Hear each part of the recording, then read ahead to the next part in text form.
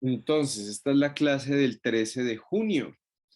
Eh, y bueno, estamos viendo el episodio 32, ya acabando este set de 4, estamos en estos.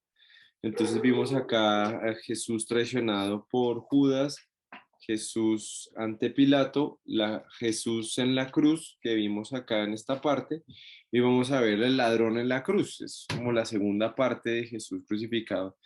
Y algo pues que quiero que nos animemos mucho todos es que podamos eh, meditar mucho en esto. Tal vez a veces, y creo que lo decía el pastor el domingo, si no estoy mal, pero pues lo he escuchado tanto que ya no sé si fue el domingo o cuándo fue que lo escuché, pero sí nos habla mucho de estar predicándonos el evangelio, de estar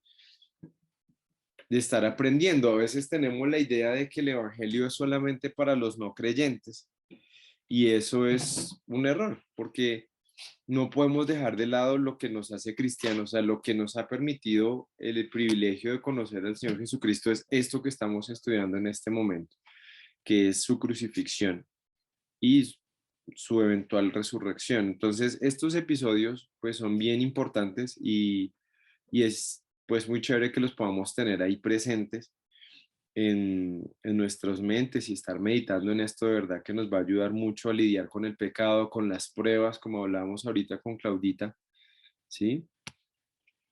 Eh, Mati, ¿me haces un favor? ¿Me conectas aquí, hijo, por favor? Gracias. Eh, entonces, digamos que siempre es bueno. Bienvenida a Mariana y familia. Ah, todavía no me oyen. Gracias, hijo.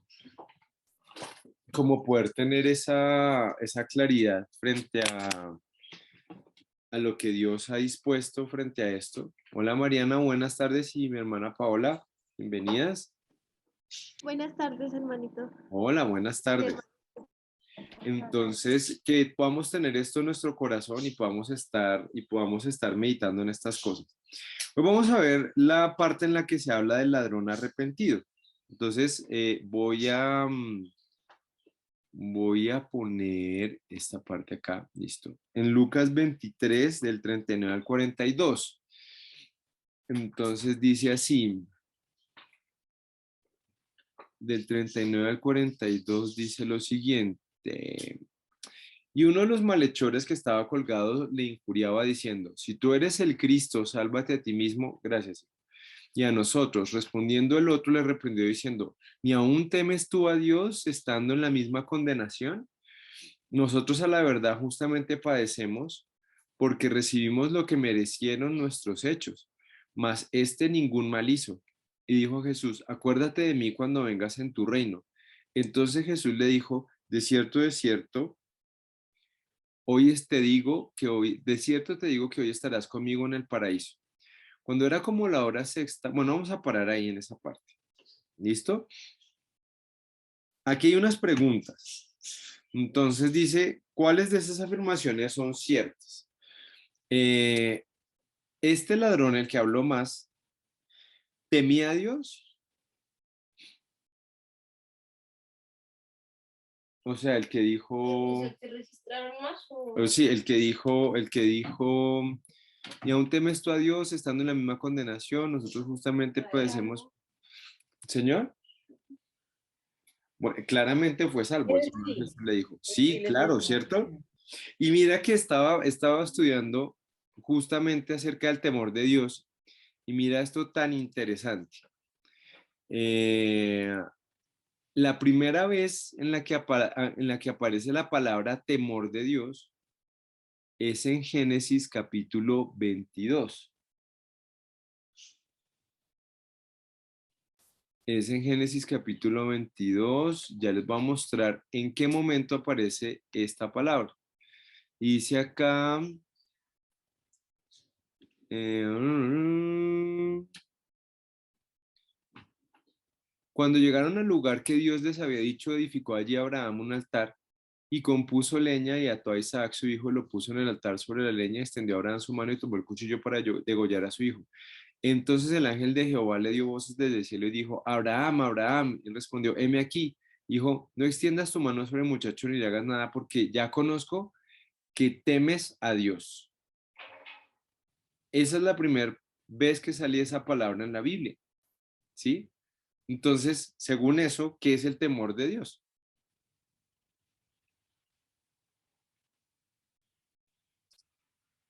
¿O cómo podríamos definir ese temor de Dios? Y mira lo que dice el hombre acá. Respeto y obediencia. Un respeto obediente, ¿cierto? Dice acá Josué.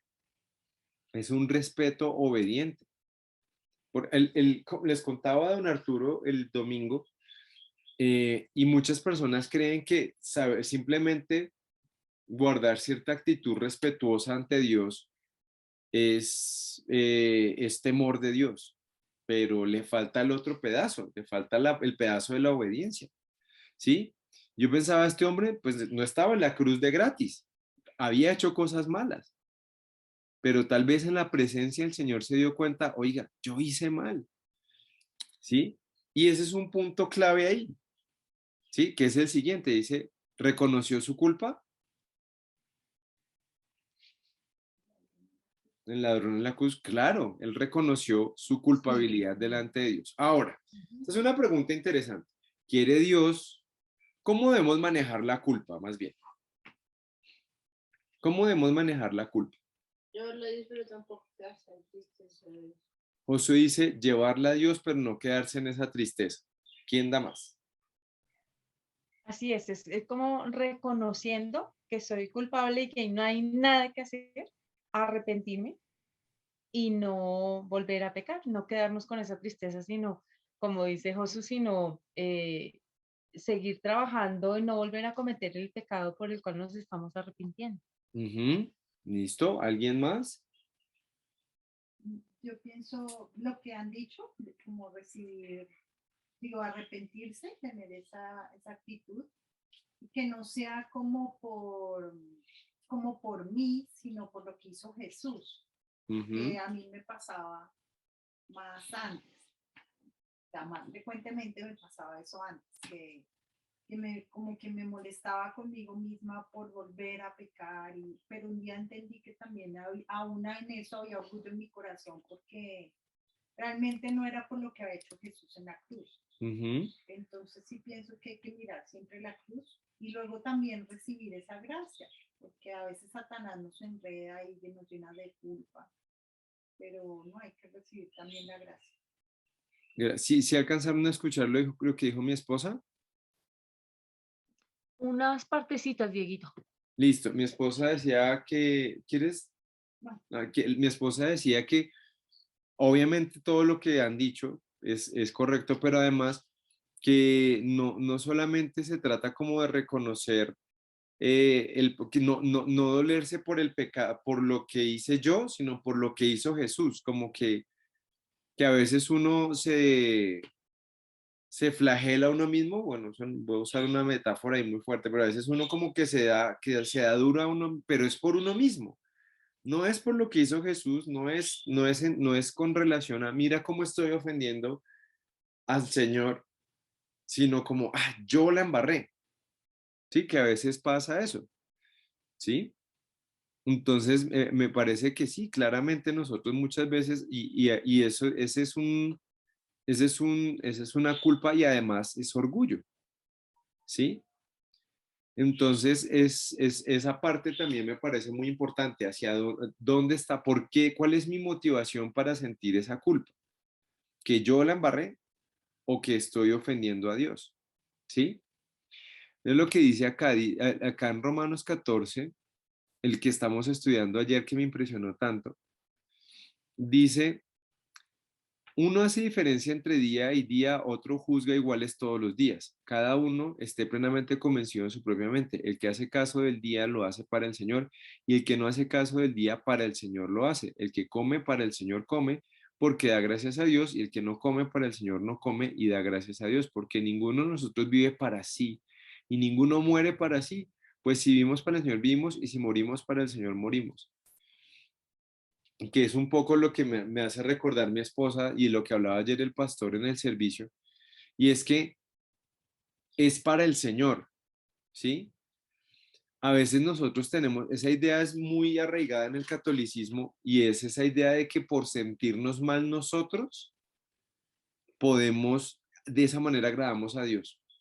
Y de alguna forma nosotros confundimos ese respeto, ese temor reverente del que hablábamos ahorita, se desliza a ese orgullo cuando nosotros sentimos que de esa manera vamos a agradar a Dios, ¿sí? Y eso es muy común. Ya te doy la palabra, Claudita, es muy común entre nosotros, ¿sí? El catolicismo a veces nos lleva a eso, porque si tú te fijas, esa es la idea intrínseca del purgatorio.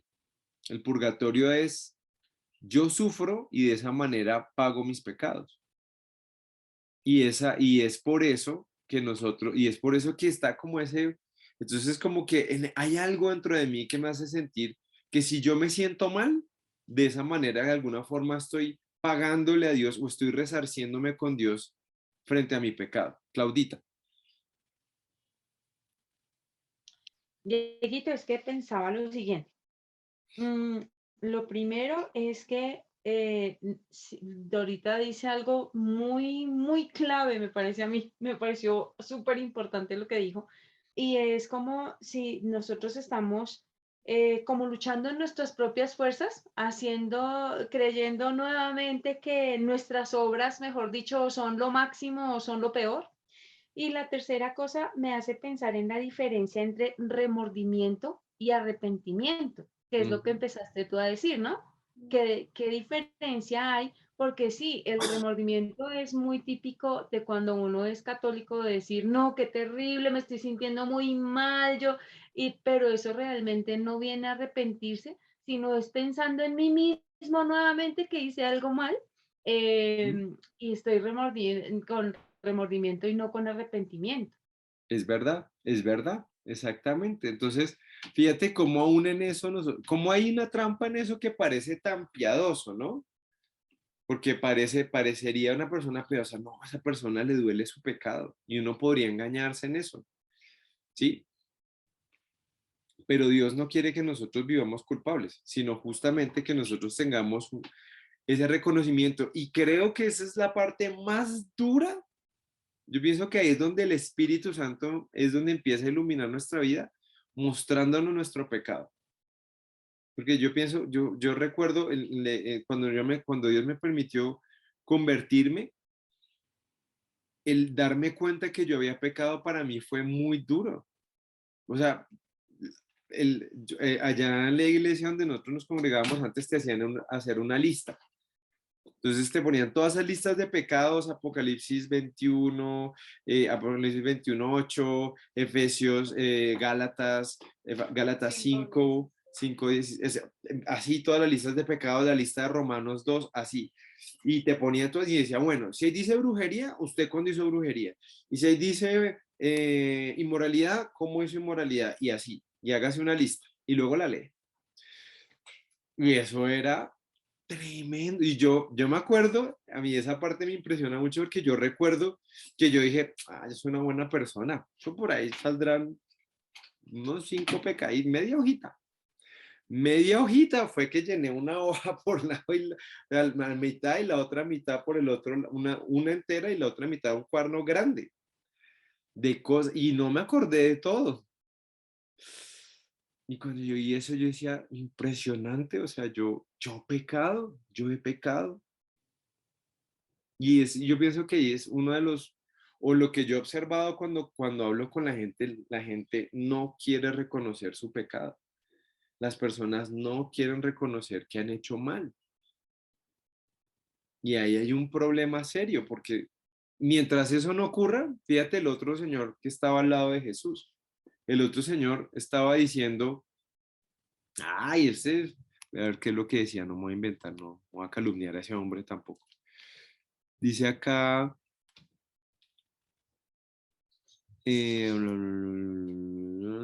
dice, lo injuriaba. Dice que si tú eres el Cristo, sálvate a ti mismo y a nosotros. ¿Sí? Una actitud bastante descortés con el Señor. O sea, él estaba poniéndose en el lugar de Jesús y, sálvenos a todos, no que usted hace milagros, pues hágale. Y eso hay muchas personas que tienen esa actitud también hacia el Señor. Ahora dice acá, ¿reconoció la inocencia de Jesús? Claro. Sí, lo que- Y esa es la otra parte del asunto, ¿cierto? Porque si nos devolvemos, ¿acuerda cómo tenía que ser el cordero? Perfecto, sin mal. Perfecto y sin mancha, ¿cierto? Entonces, para que Jesús pueda ser mi Salvador, yo tengo que reconocer ese gran contraste que hay entre mi vida y la vida del Señor.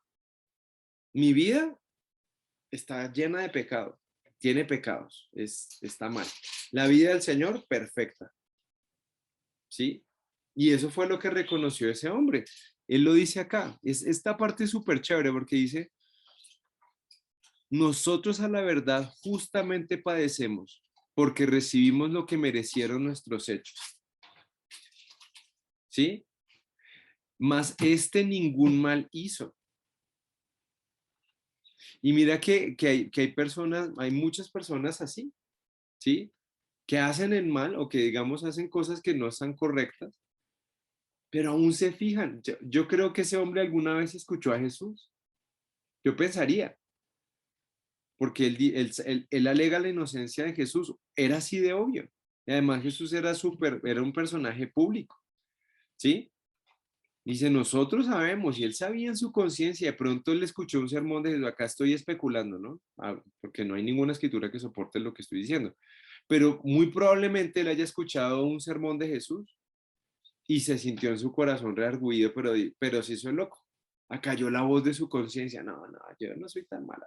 ¿Qué de malo tiene quitarle a este? ¿O por qué es tan malo lo que yo hago?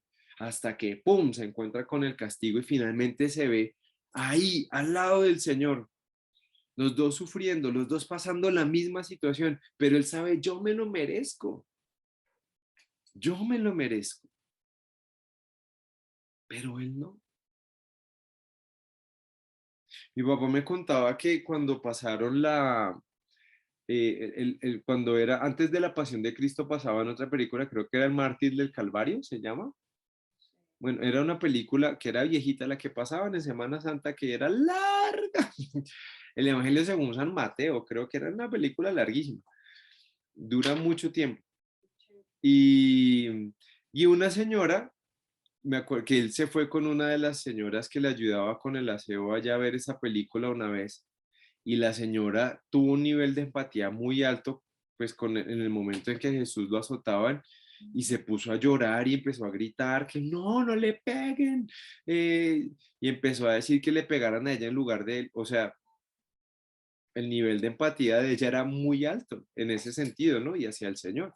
Dios quiera pues que tenga una relación con él, con ese nivel de empatía. Pero pensaba que debemos también reconocer eso. Mira, eso es parte del Evangelio. Esto es parte del Evangelio, reconocer eso. Mira, Jesús fue totalmente inocente y nosotros somos totalmente culpables. Porque ¿cuántos pecados necesito para irme al infierno? ¿Cuántos pecados tengo que cometer para irme al infierno? Bíblicamente. Uno, ¿cierto? Un pecado, no más. Porque la Escritura dice en Santiago, si cualquiera que guardase la ley, si cualquiera que guarde la ley, si fallare en un punto, la palabra no es fallare, pero ahorita se me va, en un punto se hace culpable de todos. Porque el mismo Dios que dijo no cometerás adulterio, también dijo no matarás. Ahora, si tú cometes adulterio, pero si tú no matas, pero cometes adulterio, pues ya te has hecho culpable. Con un mandamiento que yo quiebre, ya ofendí a Dios. Y eso es lo que va a hacer que yo esté mal. Pero entonces, eso es lo que hace que yo deba ser redarguido de pecado. No importa si yo nací en una familia cristiana, no importa si yo llevo escuchando la Biblia desde el vientre de mi madre, no importa. Igual necesito recordarme todo el tiempo, Jesús vino a la cruz, murió por mí, Él es inocente y yo soy culpable. Me impresiona mucho esa canción que cantamos en la iglesia cuando dice, soy perdonado porque fuiste rechazado, soy aceptado y tú condenado. Esa es una verdad, esa es esta verdad y lo reconoció este hombre ahí. ¿Sí? Ese hombre reconoció eso. Ahora dice, él creyó que Jesús era verdaderamente un rey. ¿En qué lo ves, Josué? Pues Josué dice que sí. que dijo, acuérdate de mí cuando vengas en tu reino. En tu reino. Perfecto, Josué. ¿Sí? Acuérdate de mí cuando vengas en tu reino. Es lo que dice, es lo que dijo el hombre acá. Míralo, no, lo dijo, así como es que cuando Josué lo dijo, yo lo estaba leyendo, dice, y dijo a Jesús, acuérdate de mí cuando vengas en tu reino. Cuando vengas en tu reino. ¿Sí? Y mire que en esa frase, este hombre, de verdad, este hombre, Dios le tocó el corazón porque en esa frase él dijo muchas cosas. Acuérdate de mí, acuérdate de mí. Esa palabra acuérdate es muy interesante porque esa palabra a veces nosotros pensamos que acuérdate es como si Dios dijera, ay, Josué Díaz, y verdad que ese niño, ay, Claudita, verdad que ella estaba con mareos. No, Dios no se acuerda así. Acuérdate en la Biblia es que Dios preste especial atención a una cosa, ¿sí? Entonces Dios siempre está atento de todo, pero acuérdate es cuando leamos acuérdate, lo que yo entiendo de la escritura es que dice, acuérdate es, especial atención a esto. Entonces, es como si le dijera, Jesús, cuando vengas en tu reino, préstame atención. Estábamos ahí, préstame atención, ¿sí? Luego dice acá, acuérdate de mí cuando vengas en tu reino, cuando vengas. O sea que él había escuchado que cuántas venidas iba a tener Jesús, cuántas veces iba a venir Jesús. 2 por allá, contesta Matías, a lo lejos. ¿Sí? 2 venidas. O sea que él tal vez él escuchó, por eso pienso, por eso puede ser un indicio de que ese hombre tal vez escuchó sermones de Jesús cuando habló de eso, del momento en que iba a volver en su reino. ¿Sí? Entonces él estaba esperando la segunda venida, que es algo que nosotros debemos estar esperando. Ahorita con los hermanos hemos estado hablando sobre eso, sobre la segunda venida del Señor. Y es impresionante, eso es un punto importante. Estudiábamos la parábola de las 10 vírgenes, que entre otras les cuento ahí un datico que leí hace poco en el curso de Maús. Maús no me está pagando el sponsor, pero voy a hacerles propaganda. En el curso de Maús que hice, aprendí una cosa que no sabía. Cuando en la parábola de las 10 vírgenes, ¿a quién representan las vírgenes? ¿Ustedes quién dicen que son las vírgenes? Todo el mundo, dice Josué. ¿Quién da más? Los creyentes. ¿Todo el mundo o los creyentes? Los creyentes. Bueno, Josué dice que los creyentes. ¿Quién da más? Yo también he pensado eso. Bueno, mi esposa dice que los creyentes, o sea, la iglesia está esperando a Jesús. Pero ahora estoy dudando. Ahora por lo que dije, mi esposa duda. ¿Alguien tiene alguna otra opinión? La verdad, Dieguito nunca me había preguntado eso. No sé, no tengo la respuesta, la verdad. No, pues yo tampoco la tenía. Yo también pensaba lo mismo que mi esposa y mis hijos. Tal vez yo lo he enseñado aquí. Y sí, pues entonces el autor decía una cosa que me impactó mucho, porque él decía, ¿quién es la novia de Cristo? La iglesia. La iglesia, Ah, no las muchachas. no las muchachas. El novio no se iba a casar con las muchachas. El novio se iba a casar, el novio ya venía casado. Si las muchachas fueran la iglesia, quiere decir que habría una división en la iglesia, ¿cierto? Entonces habría unos que sí están esperando a Jesús y otros que no. Pero la iglesia del Señor no puede estar dividida, ¿cierto? Entonces, en ese caso, ¿quién serían las vírgenes?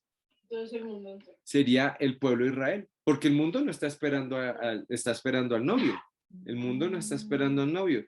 Sería el pueblo de Israel, porque hay unos que sí lo están esperando y otros que no. Mire, esa es una lección gratis con el patrocinio de Maus. Mira, pero me impresionó tanto porque sí, a veces uno siempre asume eso, ¿no?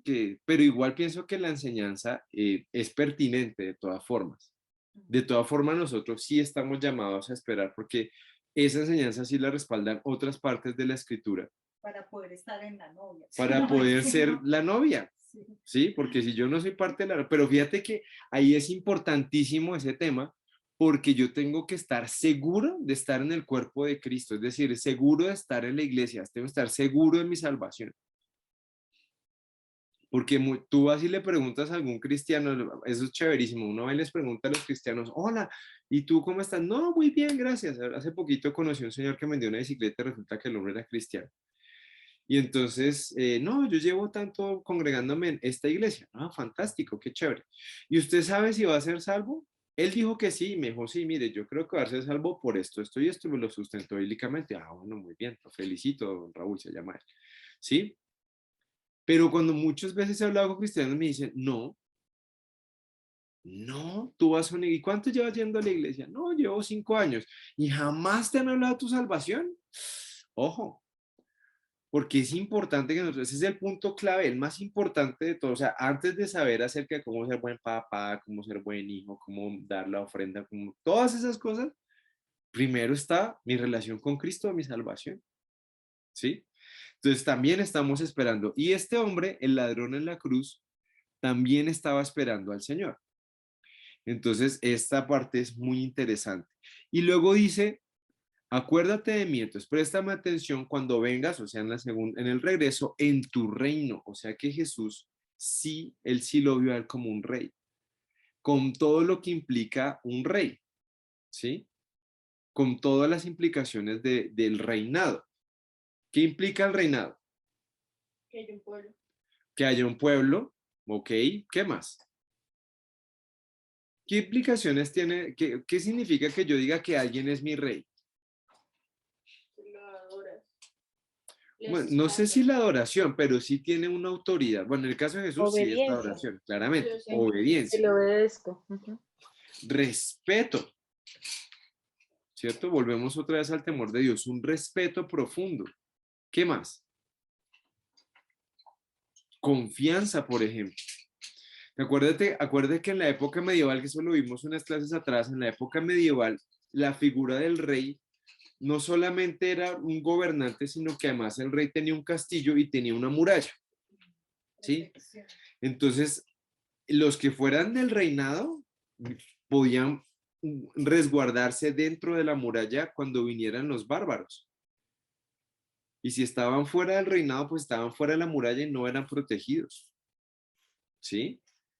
Entonces, fíjate, todas esas cosas eso implica reconocer a alguien como rey, no solamente decir, ay, sí, Jesús es tan lindo, ay, él es tan chévere. Y yo pensaba que pagar el costo, por ejemplo, en la época medieval, pues, o bueno, en muchas épocas pagan los impuestos y sí, como que hay un costo por estar ahí en ese reino y esa protección, que es dar nuestra vida y entregarle todo a Jesús. Exacto. Sí, acá vamos a escuchar, ¿cierto? Hola. Sí, Dieguito, sí escuchamos. Ah, bueno, lo que sí se acaso escucha. Entonces, claro, y por ejemplo en la época medieval era clarísimo, porque las tierras, o sea, la gente tenía, en esa época, digamos, las posesiones eran o tierras o el reinado, ¿sí? En esa época el hacer y el conocimiento no eran tan valiosos como lo son ahora. Entonces lo único que la gente poseía era tierras. Entonces básicamente lo que tú hacías era, señor rey, yo tengo acá todo este terreno, es suyo, usted protéjame. Y yo le voy a dar, pues le voy a dar el impuesto para su manutención, pero usted protéjame. Básicamente el trato era ese, ¿sí? Entonces, fíjate cómo esa confianza y lo que dice mi esposa es muy claro, pagar el costo, que esa es otra enseñanza muy importante dentro del cristianismo que ya nos enseña tanto, ¿no? Ese de pagar el costo. Entonces, fíjate, mira todo lo que dijo ese señor en una frase, acuérdate de mí cuando vengas en tu reino. Interesante. Bueno, es que estoy pendiente de que no me pase lo de hace 8 días que se me fue el tiempo. Dice, creyó que en la vida más allá de la muerte. ¿Será que ese hombre creyó en la vida más allá de la muerte? Por supuesto. O sea, y pensemos un poquito, ¿será que ese hombre, si ese hombre hubiera dicho, no, hasta aquí fue, ya aquí me morí, me quedan No le habría dicho. horas de vida, ¿Tenía algún sentido lo que diría si no creyera en una vida futura? No. Ahora, ¿de dónde vendría esa urgencia de decirle eso a Jesús? O sea, ese hombre también estaba sufriendo. A él también le habían clavado las manos con, con clavos en esa cruz. Ese hombre también estaba ahí agonizando junto con Jesús. O sea, ¿cuál era la urgencia? Sí, voy a morir. Pero si no, pero si se iba a morir y la cosa acababa ahí, pues finalmente pronto él hubiera querido que se adelantara a su muerte, ¿no? Con eso sufría menos. Pero ¿cuál era la claridad que tenía ese hombre ahí? ¿Qué iba a pasar después? Que iba a vivir, Matías dijo, ahí dijo que iba a vivir eternamente separado de Dios, iba a vivir fuera de la protección de Dios. Por eso la urgencia, ¿sí? Y lo que pasa es que nosotros a veces no vivimos con esa urgencia delante de Dios. Y es importante que tengamos eso también muy claro en nuestra relación con Él. Porque sí es urgente.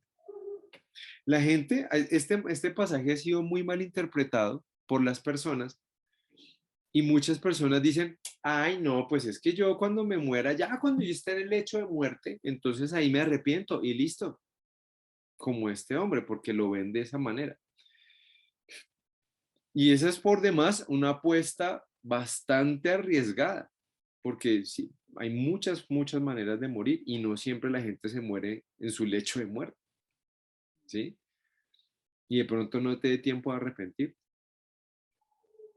Y aún así, no podemos tener esa actitud delante de Dios. Yo viendo este estudio, me convenzo de que ese hombre lo había escuchado al Señor, porque él sabía, él tenía muchos datos claves e importantes, que un hombre que no hubiera escuchado a Jesús no habría entendido, no habría tenido en cuenta. Y claro, una de esas cosas es la vida eterna. Y cuando yo tengo esa perspectiva de eternidad, perdón, cuando tengo esa perspectiva de eternidad, mi vida futura, o sea, lo que vivo acá, amén. Pensábamos, ahorita que hablábamos con Claudita del dolor y hablábamos de las pruebas de la salud, eso es algo que nos puede traer mucha esperanza, porque finalmente acá, yo hace nada tenía la edad de Matías y ya soy un señor de 40, dentro de poco 41 años. Un dato curioso. Dentro de poco, ¿sí? Yo sí, estábamos en la clase también y celebramos el cumpleaños. Dice Josu que hace un año me celebraron el cumpleaños en la clase también. Entonces, ay, sí, me acordaba, era un lunes también, cayó lunes, ese 28 de junio. Bueno, mis hermanos, los dejo un momentico porque ese nos va a cortar. Nos volvemos a ver otra vez por este mismo canal. ¿Listo? Listo, Dieguito, gracias. Sigamos grabando esto. Listo. Entonces, dice acá, creyó que Jesús podía concederle algún tipo de favor especial en su reino. ¿Será que sí? Yo no lo veo así. Porque, ¿quién habló, Claudita? Sí, sí, señor. Yo a este señor lo vi totalmente humilde y pues inmerecedor de todo. Él sabía que no merecía nada, pero le estaba de todas maneras diciendo, por favor, no te olvides de mí. La forma de hablar de él no me parece que haya sido como esperando un favor, digamos, no interesadamente, no, sí, Ya algo entiendo así, para dónde ¿sí? Es vas. algo así, ¿sí? Sí, Pero sí esperaba de él que le diera la vida eterna, pues porque creía en él, ¿sí? Pero no algo con algún interés específico, ¿sí? No, no de como forma con una doble interesada. intención, Exacto, sí, gracias por la interpretación. como una doble intención. Sí, claro. Ahora, a mí me impresiona, ahorita estaba estudiando el Salmo 25, recomendadísimo también. Y mira esto que este versículo a mí me pareció muy chévere. Dice aquí, acuérdate, oh Jehová, de tus piedades y de tus misericordias que son perpetuas. Entonces, cuando uno estudia esa palabra, piedad, esta piedad es como el amor que tiene una mamá por su bebé, ¿sí? Y yo pensaba, pero ¿cómo así? Porque yo entendía piedad como un temor reverente hacia Dios, como la piedad es como tener tiempo con Dios. ¿Cómo así que Dios tiene tiempo con Dios? No me cuadraba esa palabra muy bien. Resulta que en el hebreo esa palabra, más que lo que nosotros decimos normalmente, la piedad, ahí se refiere es a alguien, a un amor tierno que se extiende y digamos que es también esa misma palabra es la palabra que es el vientre donde tiene la mamá al bebé. Y misericordia es cuando Dios extiende su bondad hacia una persona que está necesitada. Entonces, fíjate cómo Dios, cómo este clamor de David, este salmo es de David, es muy parecido al de ese hombre. Sí, yo creo que va como en esa onda de la pura honestidad. Mire, este hombre me puede ayudar. Sí, acá estoy padeciendo terrible, pero este hombre puede, no por la persona que yo soy, porque eso es lo que dice este salmo. O sea, nosotros no somos, creo que no me acuerdo si ese es Gesed, que es amor fiel. No estoy seguro si una de esas dos es Gesed. Pero amor fiel, es ese amor de Dios tan fiel en el que David confiaba. Porque no es ese amor, no es por mis méritos, no es porque yo me lo merezca, que claramente este hombre no merecía el amor de Dios. Es un ladrón, por eso a él no lo están castigando porque sí, recordemos, no perdamos eso de vista. Pero él no está apelando a, a sus hechos, ojo, muy importante, sino a la bondad del Señor. ¿Sí? Él no está apelando a sus hechos, sino a la bondad del Señor. Y esa es una clave. Este Señor nos da como la clave de cómo uno podía acercarse, cómo uno puede acercarse a Dios en ese sentido y cómo uno puede tener tal vez es como la manera en la que yo me voy a acercar. Evidentemente no es con un doblez, no es con una doble intención, pero sí es una manera en la que yo me acerco a Dios diciendo, sabes que yo sé que, porque Él ya reconoció su pecado, decir, sabes, puedes tener compasión de mí. Por favor, ten compasión de mí. Y eso es, mira, esto también es el Evangelio. Y esa es la manera en que nosotros podemos acercarnos a Dios. Y aquí dice, esto es un complemento del anterior, dice, simplemente hizo una humilde petición a Jesús basada en su fe. Ahora, ¿ese hombre tenía fe? ¿Ustedes qué dicen? Yo creo que sí. No, no lo había dicho. ¿Cómo pues? Josu dice que sí. ¿Por qué crees cuál es la evidencia que tenemos para afirmar que ese hombre tenía fe? No, no le habría dicho. Sí. Pero pudo haber tenido doble. ¿Cómo sabemos? Porque el otro también dijo. ¿Cómo sabemos que ese hombre tenía fe? Me era burlando, según era como. Se estaba pidiendo algo sabiendo. Yo, Bueno, Josué dice que es porque no se está burlando, porque le está hablando con respeto. ¿Alguien tiene alguna otra opinión?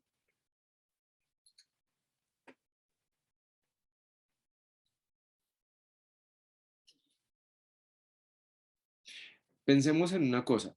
Cuando los judíos llegaron donde Jesús diciéndole, Rabí, sabemos que tú eres, no sé, sabemos que, o por ejemplo, no, el joven rico que llegó diciéndole, maestro bueno, Jesús lo recibió igual, porque ahí le habló con respeto a Jesús, le dijo, maestro bueno. Jesús lo recibió como, sí, me estás hablando con fe. No, no, porque es que Dios conoce nuestro corazón. Entonces, pues él sabía si estaba siendo sincero o no. La evidencia que nosotros tenemos de que ese hombre tenía fe es justamente que Jesús lo recibe. Jesús le da una respuesta afirmativa. Jesús le dijo, de cierto te digo que hoy estarás conmigo en el paraíso. Se lo afirma y se lo asegura. Ese de cierto es, póngale la firma. ¿Sí? Entonces es impresionante porque esa es la evidencia que nosotros podemos tomar, porque los hombres adulaban a Jesús cada rato. Maestro bueno, ay, rabí, y le decían, ay, ¿por qué no nos das más desayuno? Ya que nos diste cena ayer. La gente siempre, muchas personas van a adular a Jesús y muchas personas dicen, no, Él es el Señor. Yo todos los días hablo con Dios y le pido por mi familia. Mira, no sabes cuántas veces me ha hecho la gente, les dice a uno, ¿usted lee su Biblia? No. Entonces, ¿sí es su Señor? No. Don Arturo, ¿es Jesús su Señor? Sí. ¿Usted lee la Biblia? No. ¿Cómo es su Señor? ¿Sí? Ahí está el punto. Ahora dice acá, mira lo que dice acá. Vamos a pasar al siguiente, a ver si alcanzamos a pasar otro pedacito. Dice ahora del 43. Lea Lucas 23, 43. Entonces Jesús le dijo, de cierto te digo que hoy estarás conmigo en el paraíso. Listo, aquí dice, hablen sobre el qué. ¿Qué fue lo que le dijo Jesús acá? Hoy de cierto estarás conmigo en el paraíso. ¿Qué fue lo que le dijo al Señor ahí al hombre en la cruz?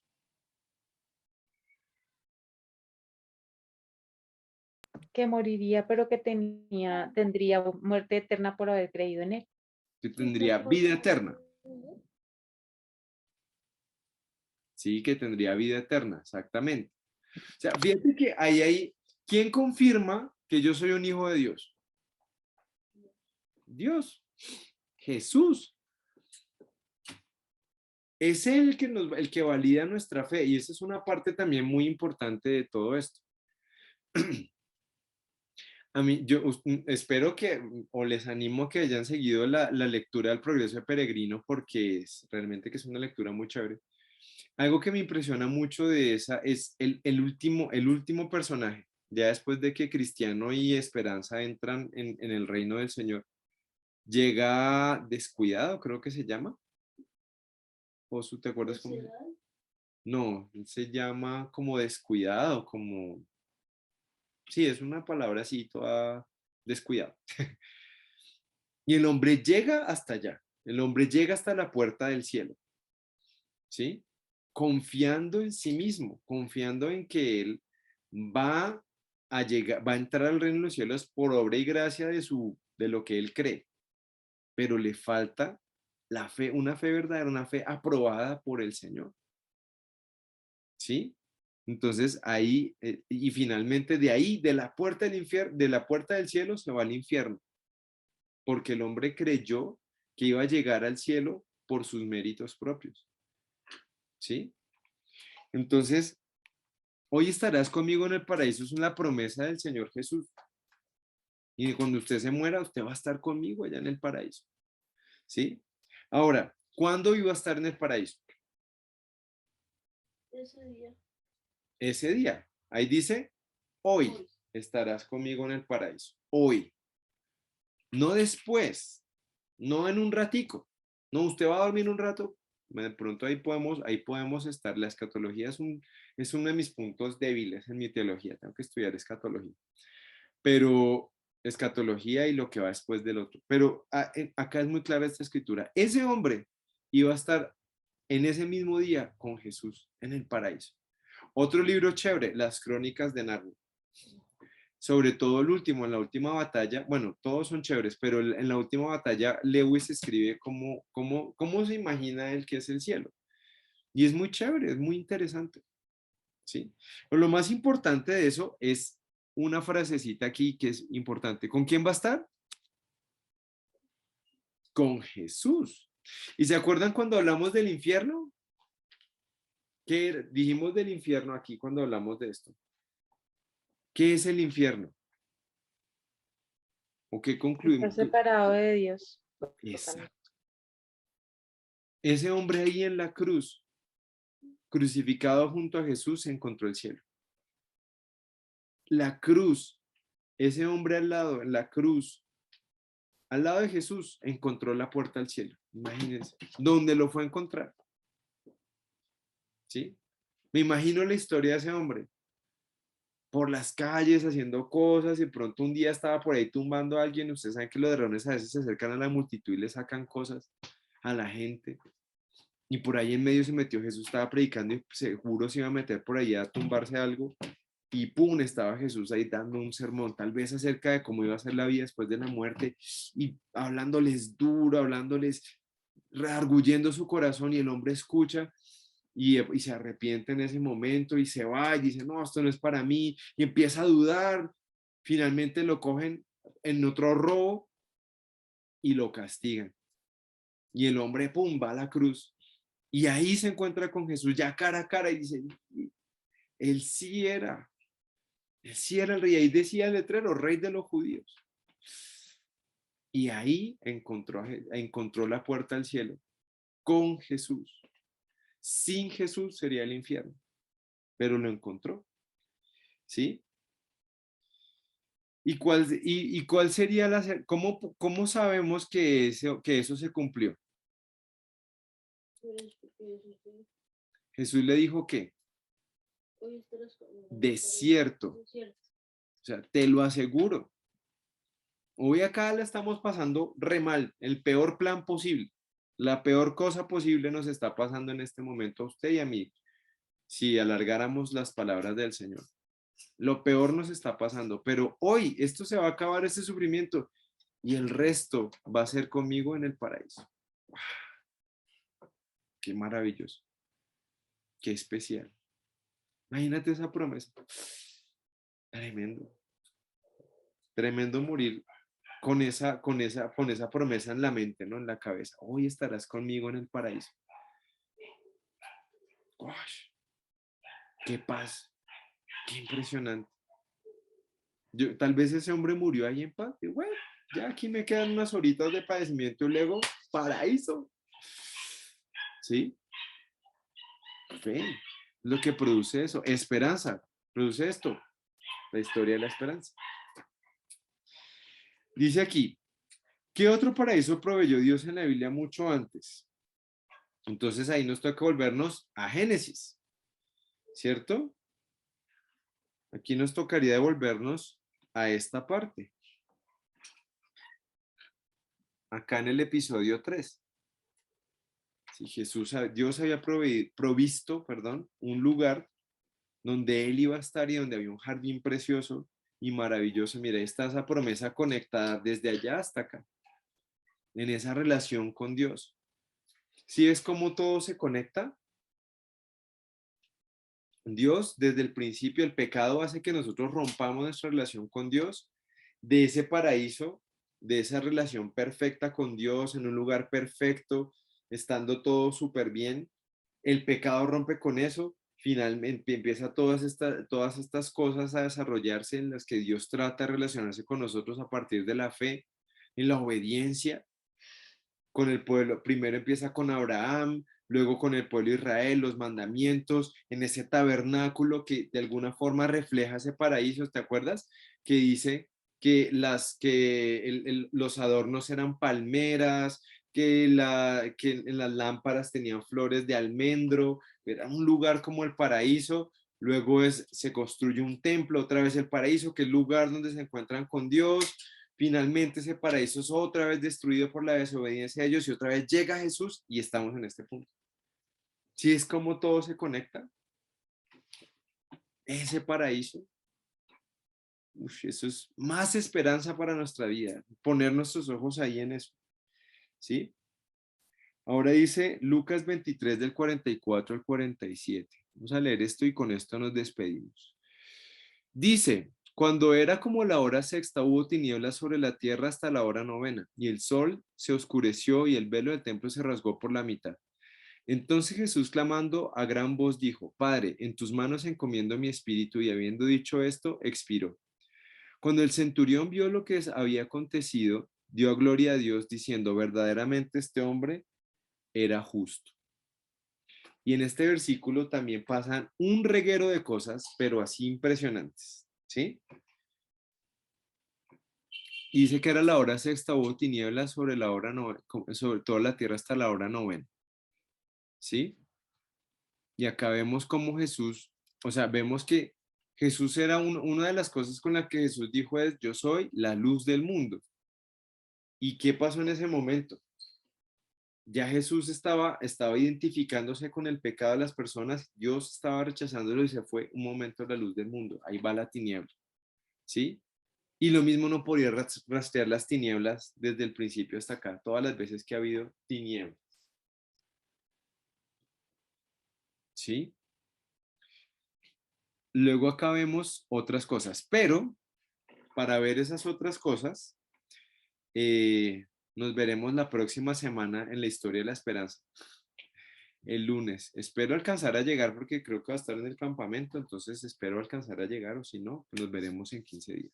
No sé si hasta acá hay alguna duda, pregunta, inquietud. No se puede. Sí, eso es lo que estoy diciendo, que de pronto es dentro de 15 días porque yo voy a Sí, estar no en el alcanzas, campamento. no alcanzas a llegar. Preguntas, dudas, quejas, inquietudes. No, Dieguito, ninguna. Felicidad de esta esperanza tan maravillosa. Amén. Amén. Gloria a Dios, ¿cierto? Porque Él es el que nos da esta esperanza tan impresionante. No, Dios de verdad es tan bondadoso. Voy a parar el video un momentico.